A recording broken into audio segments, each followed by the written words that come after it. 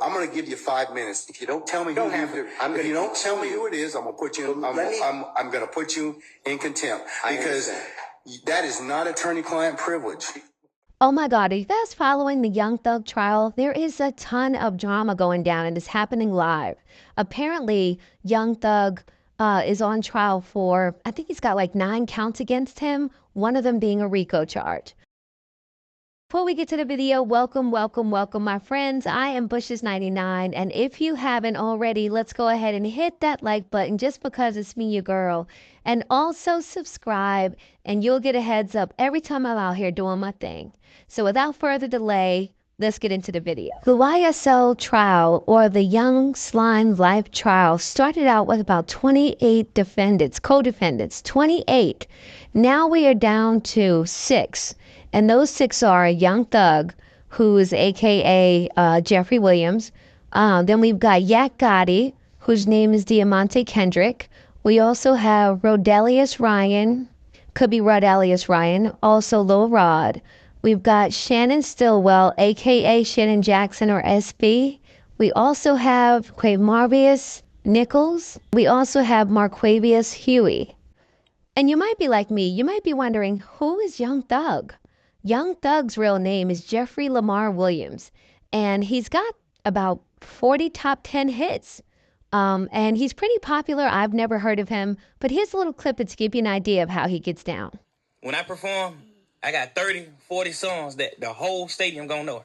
They gonna know these motherfuckers, all 30 songs. AC ain't got 30 songs like that.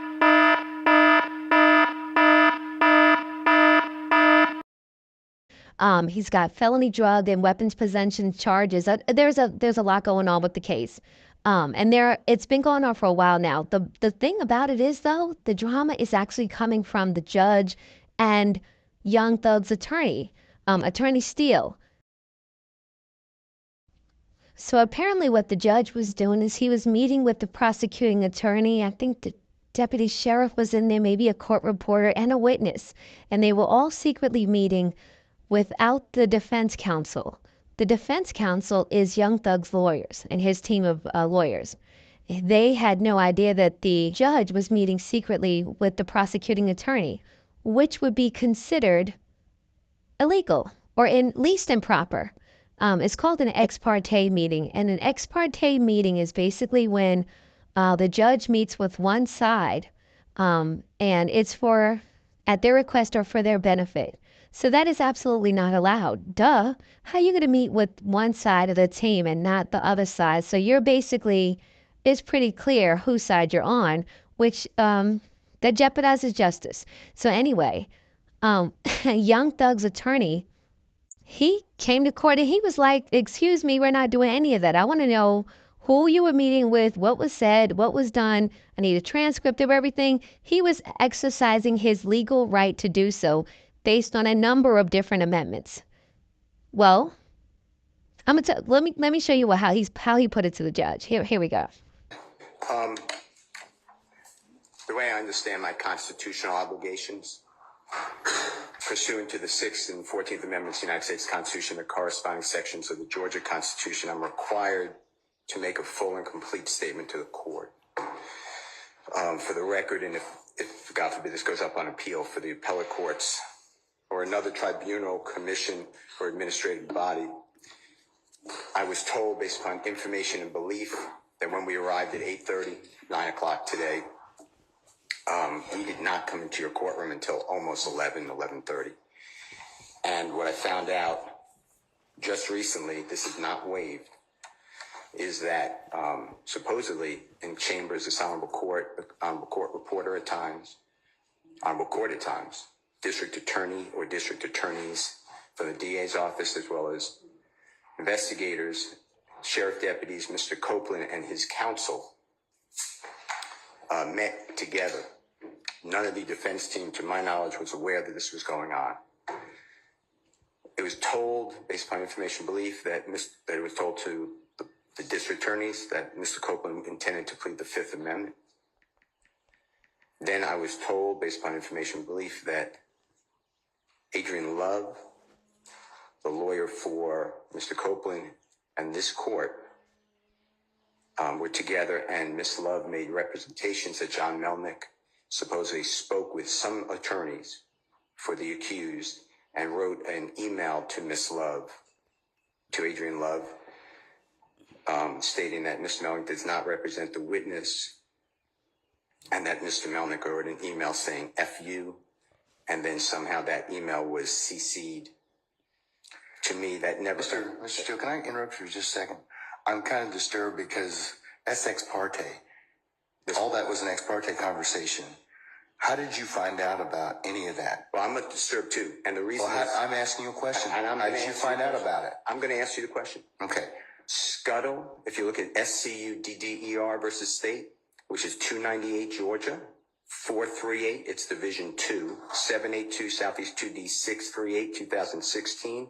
Our highest court says when a court meets, because Mr. Copeland comes in, meets with the court supposedly made statements, which I assume is somewhat accurate based upon what you just said. We're entitled, Mr. Williams and every other person wrongly charged here is entitled under the Georgia Constitution to be present. That's a critical stage. It's just like when you meet with me, and you and Mr. Adams meet with me, and others have met with me. It's those were ex parte for a lot of different other reasons, but I will certainly note that for purposes of record. Well, I'm going forward. What I was told was that Mr. Copeland said... And you haven't answered my question yet. I'm not going to answer that question. You're not? No, I will not answer that question. Why will you not answer that question? Because I want to make sure that what I say is accurate, and I'm not trying to... No. I'm asking you, how did you get this information? I'm not telling the court. What I'm saying is based upon information... Okay, well, listen, if you don't tell me how you got this information, then you and I are going to have some problems. We can have this... I have problems right now. Okay, I know. Look, I don't want to know about your problems, okay, at this point in time. All I'm asking you at this point in time is, how did you come upon this information? Look, if the case gets reviewed, the record's going to be available for our appellate court and for whatever reason. But it's disturbing that how somehow you have surreptitiously gotten information in regards to the court's private ex parte conversation with a party. I mean, a witness who was sworn in Friday, the court's telling, this is what I was told. If this is not true, not true. This court handed Mr. Copeland. Tell me how you perjury. got. What's crazy to me is the judge is like, never mind me violating his constitutional rights. I want to know who the rat is. Who was sitting in my face and then went behind my back talking about what I said. He ain't trying to check for the rules, the laws, none of that. He want to know who is the mole, who is the rat. And thank God, Brian Steele is not going to give up the name. If he gives up the name, it's somebody in that courtroom right now, and the judge is aware of that. He has somebody in his camp that he cannot trust, and he wants to know who it is. And Brian Steele is like, fuck out of here. I'm not telling you none of that. This is awesome. Listen, whatever you want to do. Tell me how you got the information, then we can go ahead and go forward. I'm not going to say that. What I'm going to say is this. I was told, and I hope this concerns the court. It concerns me that you have proprietary information. Why is it proprietary? Or information that you should not be having that was ex parte. Why? With a party. Why? State of Georgia. How about the witness? How about Mr. Copeland, who supposedly announced he's not testifying and he'll sit for 2 years, and then supposedly this honorable court, or excuse me, let me rephrase that. This court supposedly said, I can hold you until the end of this trial. Ms. Hilton supposedly said, actually, all of the defendants and then all 26 people are disposed of. If that's true, what this is coercion, witness intimidation, ex parte communications that we have a constitutional right to be present for. So I understand that you're upset towards me, but I don't know what I did. Mr. Steele, I still want to know, how did you come upon this information? Who told you? What I want to know is, why wasn't I there? Why, sir? I'm going to hold you in contempt if you don't tell me who this. Tell me who this information was. I don't want to be held in contempt. Well, I'm not answering that question. That's attorney-client privilege information. I am not attorney-client privilege. Unless you were in my chambers, that's the only way you can figure out. I am attorney work product privilege. I am not. How did you get that information supposedly from my chambers? Did somebody tell you? I'm not. You should have told me. You got 5 minutes. Well, I don't need it. I want to continue. You got 5 minutes? This is what I was told. Mr. Copeland made statements that he admitted to killing Donovan Thomas and was... Don't take my notes. No. Now, if you go back and listen to that clip, it sounds to me like Judge Glanville is basically conceding that he did have an ex parte meeting, which we now know is absolutely not allowed. So he put the contempt charge on Attorney Steele, and by the end of that court date, Attorney Steele came through with his lawyer, and guess who he came with? He came with Ashley Merchant, okay? And you know Ashley Merchant, right? Let me remind you, Ashley Merchant was the attorney in the Trump election trial in Georgia. Ashley Merchant came through and took Judge Glanville to task. She let him know, listen, everything that you're doing is improper, everything that you're doing is illegal, and my client has rights, and we come to get all of those. And you know what? You want to know something? I think when Judge Glanville saw Ashley Merchant come through, and she came with crazy spit game. She came with case law. She knew what she was talking about. He had to put the pause on everything. He seemed a little shook. He was real confident and cocky. And then when her and her co-counsel put the questions to him, he kind of was like a little shaky. Then the word alleged, he started using the word alleged. Now, if you go back, he never used the word alleged before. Now he's saying the ex parte meeting was alleged. No, sir, you've already admitted on the record that that happened. Why would you want to know the name? Don't play yourself. Check out how Ashley Merchant did her thing in court. Just for the record, is it criminal contempt that you held him in? Yes, ma'am. Okay, and you said you had a hearing earlier today. With criminal contempt, I told him what the contempt was, and that was he refused to order the court. If counsel, as you know, if the court orders you to do something and you don't, that's criminal contempt. So I've asked him several times, please just tell me who it is that told you.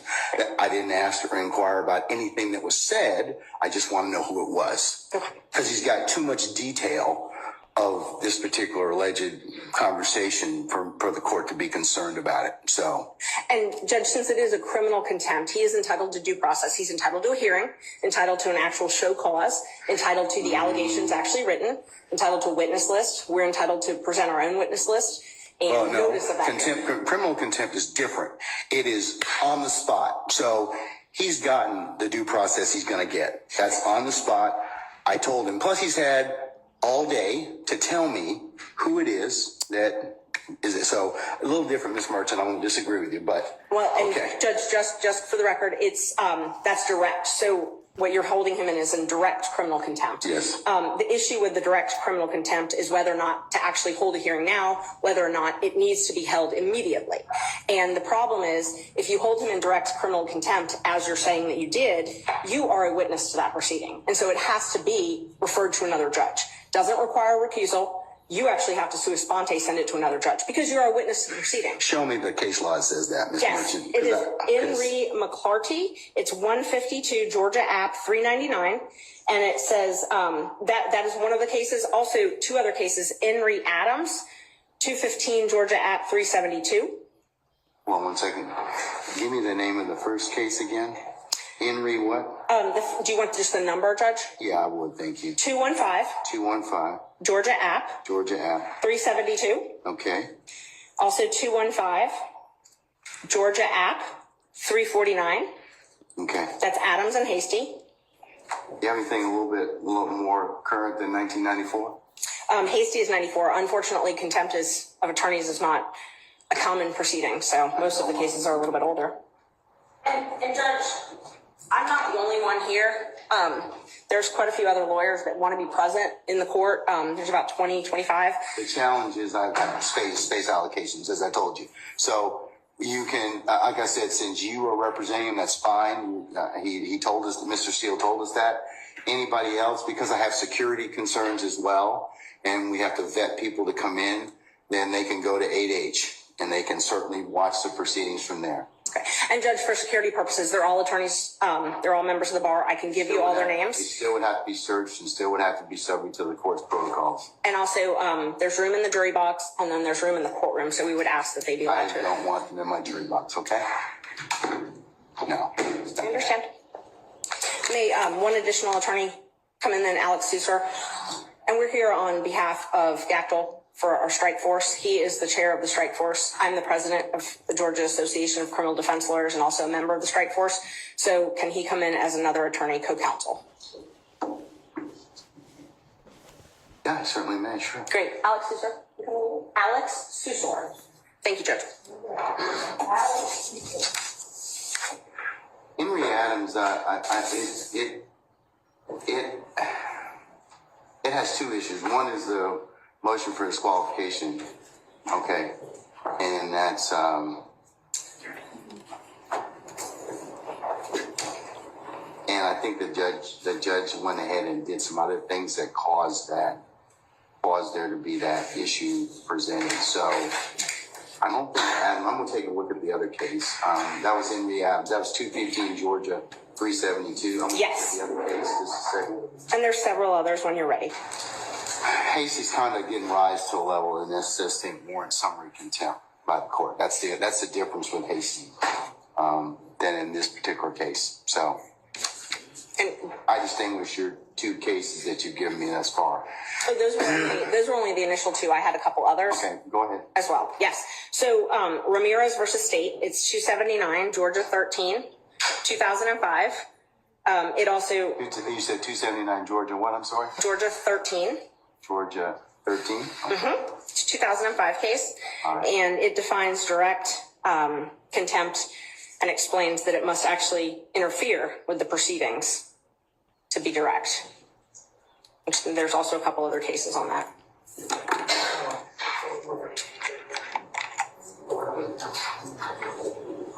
See, but you're all covering under, let me see. I'm sorry, Judge? Hold on. The contempt is directed. Trial court has the power after confording the contemptor to opportunity to speak in his own behalf, announce punishment summarily and without further notice or hearing. I already did that, Mr. Steele. He's already told me, I already gave him the opportunity to do that. So we had that conversation this morning already. So, And Judge, so there's a couple different issues. First, the question is whether or not you need to have that hearing now. I know you're saying that you had the hearing earlier, but regardless, he was entitled to have an attorney at that point, and he didn't have one. So the question is initially whether or not you even need to hear this now. And some of the cases I've cited, along with some others, say that a summary proceeding is not necessary in a case like this. And the best evidence of that is the trial has continued. It has not stopped this trial. So for you to hold a summary hearing of direct contempt, the court has to be able to state how this interferes with your ability to administer justice in this case. I can tell you because it is a violation of the sacrosanct nature of the court's ability to hold ex parte conversations without those being broadcast to other people. And as to how that information was disclosed, that's a real problem. That's why it's of such an issue for the court at this point in time. Judge, and Mr. Steele has a right to make a motion like this. If there were ex parte, he does. I'm not saying anything, but but he's kind of put himself in the particular position he's in.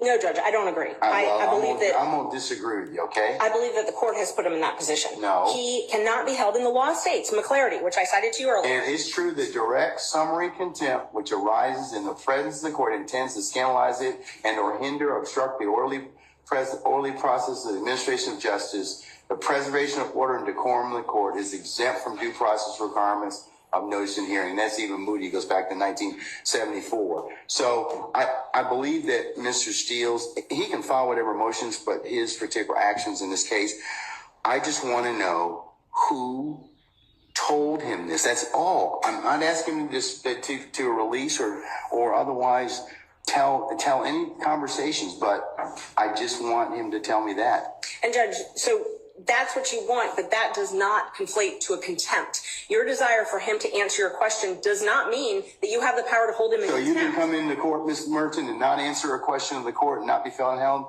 in contempt? If it's a question that the court is not permitted to ask, yes. Okay, well, this is a question the court's permitted to ask. And it's our position, if we had a hearing, we could explain to the court why he is not required. First of all, the court accused him of eavesdropping. That is a crime. He has a Fifth Amendment privilege against answering those questions. Rule 1.6 protects all confidential information that is gained not from your client, but in representation of your client. He has the ability to protect that information.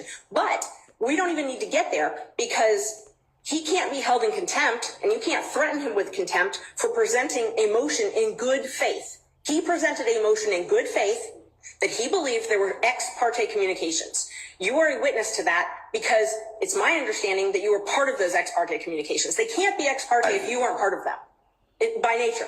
Okay. Well, You have to be involved. Therefore, you have to be a witness. So you are a witness. You cannot also. but you got the summarily hold him in information. contempt. But here's the thing: you got the information allegedly from an improper methodology. I'm not saying that he eavesdropped. Okay, I said that one of the things is it's either one of two ways. He either eavesdropped, which I don't believe he did at all. I don't believe that for a minute. But I do believe that somebody did tell him what was the sum and substance of the court's conversations, and that would not be permissible. Judge, let's just back up for a second. He makes a motion because he has reason to believe that there were ex parte communications made. The court has a duty, if there are ex parte communications made, to alert counsel. He shouldn't have had to learn it from wherever he learned it. I think that he caused that particular circumstance. I think that he had a conversation with somebody and he got some information that he shouldn't have had to begin with. So, Ms. Merchant, I'm of the opinion I'm going to stand on my ruling at this point in time. I'm going to hold him in contempt. So at this point in time, is there anything else you want to tell me? Yes, Judge. There's quite a few other things. So first of all, we would ask for you to be recused from this case because you are a witness necessarily. It cannot be an ex parte proceeding without you being a witness to this. So you are a witness to this proceeding. Therefore, yes, to the contempt. To the contempt. You are a witness to the contempt. So you have now, and if it's criminal, which is what you're saying it is, Mr. Steele is entitled to all the same due process rights that Mr. Williams and every other defendant in this courtroom is entitled to. He's entitled to those. One of those is to have a fair and neutral judge decide his case. One of those is to have a judge who is not also a witness in the proceeding deciding whether or not he's in contempt. This needs to be heard by a different judge.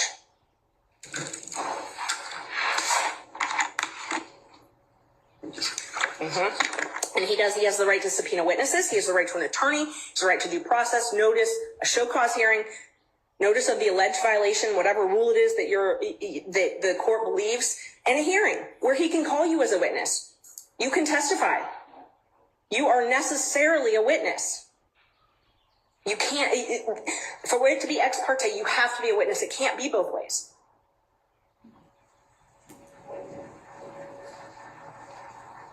I'll let an appellate court decide that. So, anything else? No, we'll file a notice of appeal. Okay. And we need to have the order reduced in writing as well. I'm going to do that right now. I will state for the record at this point in time that Mr. Steele has in fact, or has filed, and I will note this as part for the record in this case.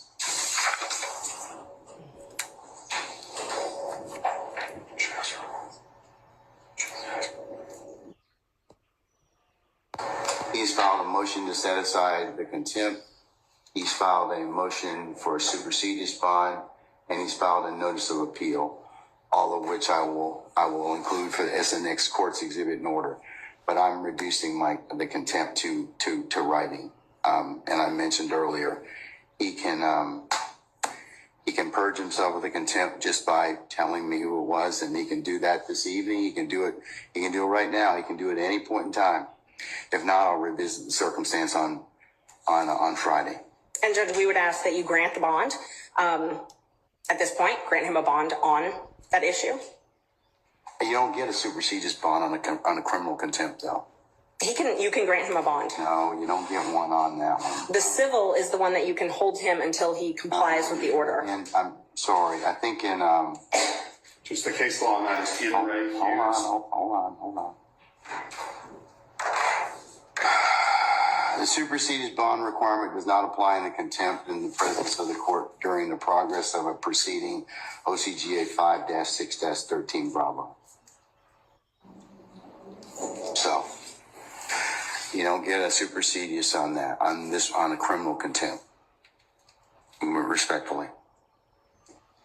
So, Judge, just to clarify, it's your ruling that This is a criminal contempt that Mr. Steele has committed, not a civil indirect contempt. That's correct. The judge, and that's the reason I'm asking is because the N. Ray Hughes case, which is a 2009 Court of Appeals case, 268, Georgia Appeals 66, lays out the distinction, as does the Ramirez case. There's a case that, in fact, I'll do you one better, sir. In fact, there is a recent pronouncement out of our appellate courts. Which is, I think I'm addressing a slightly different point of law. It is. Hold on, sir. 1 second.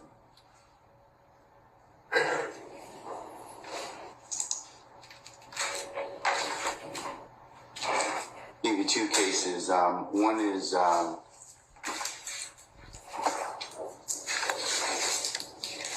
it's Untema. It's UNTEMA versus Smith. And that's 371 Georgia Appeals 19.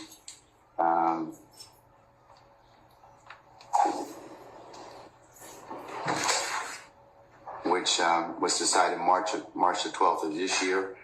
It covers the differences between the types of contempt. And then there's another case that I'd invite your attention to, and that is Henry Syverson. It's SYVERTSON. And that is 368 Georgia Appeals, Georgia App, I should say, 865. And that was decided July 31st of last year. And Judge, I'd just like to point two things out. The statute that you were citing about the supersedious, it only says it's not mandatory. You still have discretion to grant him a supersedious bond. I'm not going to grant him a supersedious bond. And so you definitely have the discretion to grant him a supersedious bond. The other issue is if it is a criminal contempt and you are finding him guilty of criminal contempt, then we have to have a sentence imposed. Now, civil is where you get to hold him until he complies. Criminal is where you get to impose a sentence, maximum 20 days and $1,000 fine. So if you're going to incarcerate him under a criminal contempt, he's got to be sentenced. Well, his contempt is as long as he, when he tells me what the basis of the conversation was. I didn't ask what, but he tells me that, then I can certainly, he purges himself of the contempt. Then that's civil, Judge. That's civil contempt. That's civil. And that's respectfully, I would point you to N. Ray Hughes, which stands for the same point of law. Civil contempt impose punishment as a means of coercing future compliance with the prior order of the court. Here, the prior order of the court presumably is that you have directed Mr. Steele to answer the question, to disclose the information as to who is his source for knowledge of this ex parte meeting that occurred earlier today. Criminal contempt imposes unconditional punishment to punish the act which has occurred in the past and cannot be purged. It is not capable of being purged, in which case what Ms. Merchant said applies, which is that there is a 20-day maximum sentence and $1,000 fine. It is, for all intents and purposes, a misdemeanor offense, Judge, which is why the enhanced due process protections apply to that.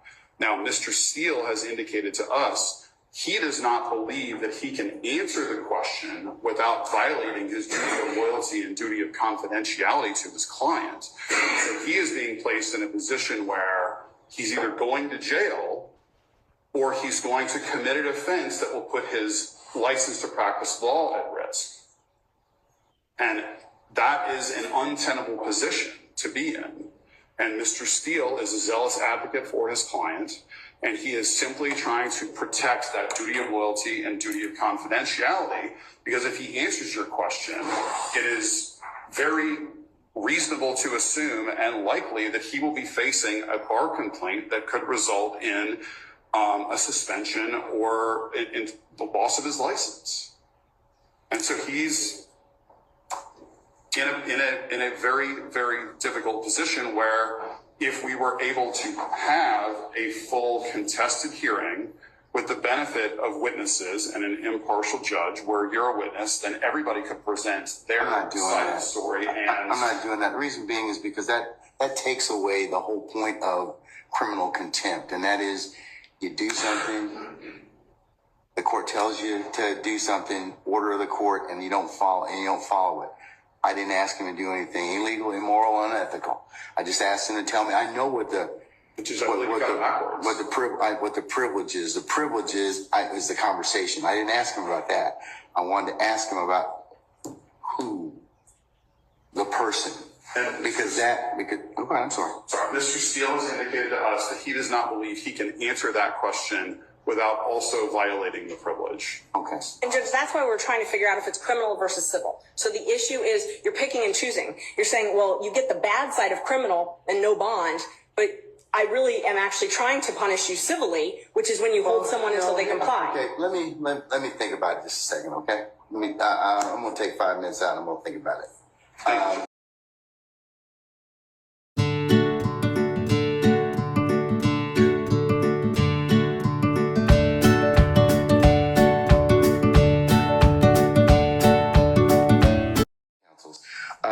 The court's had an opportunity to reflect, and Mr. Steele, if I could ask you to take the podium, please, as well. Now stand next to your attorneys. Okay, all right. Okay. All right. Thank you, sir. Okay, Mr. Sousa as well. All right, counsel, I've made a clarification to the order of contempt. Mr. Steele, I am going to hold you still hold you in summary criminal contempt pursuant to OCGA 15-1-3, subpart 3, for your failure to comply with my earlier order today. I'm going to order that you be taken into custody, incarcerated in the Fulton County Jail for no more than 20 days for this contempt. Those 20 days consisting of every weekend for the next 10 weekends.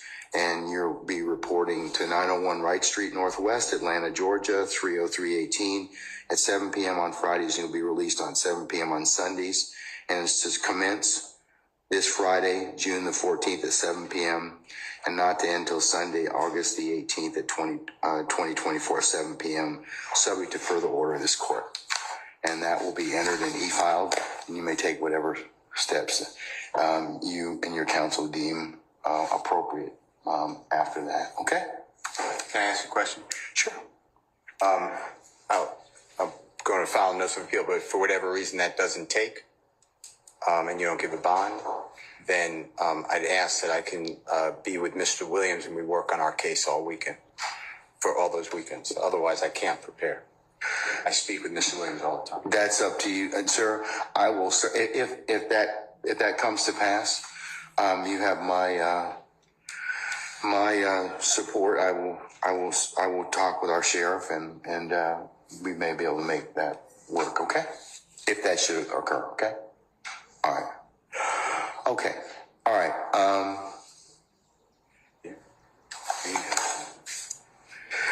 All right. Is Miss Counsels, I'm done with this. Unless you have anything else. All right. Thank you. Thank you, Miss. Thank you, Miss Merchant and Mr. Sousa. Thank you. Okay. All right.